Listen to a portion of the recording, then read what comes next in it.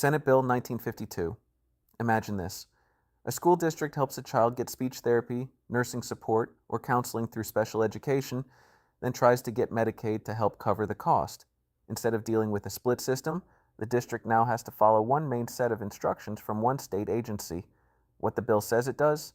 Senate Bill 1952 says it is making the school health and related services program easier to run by putting the Health and Human Services Commission fully in charge. It also says HHSC will train schools, give guidance, and work with education service centers. What it actually does?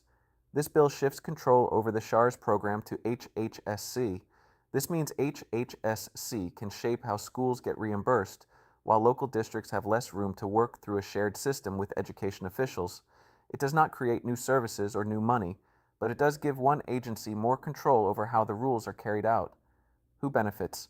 HHSC Regional Education Service Centers, larger school districts with stronger compliance staff, vendors and billing systems that can adapt quickly to HHSC guidance. Who pays the price? Smaller and rural school districts. School staff already stretched thin by paperwork. Students if districts pull back services because reimbursement becomes harder to secure.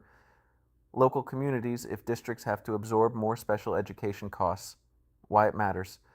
This may sound like an administrative cleanup bill, but when one agency controls the rules, training, and guidance, that agency gains real power over whether schools can successfully recover Medicaid dollars. If reimbursements get harder to claim, schools do not just lose paperwork battles.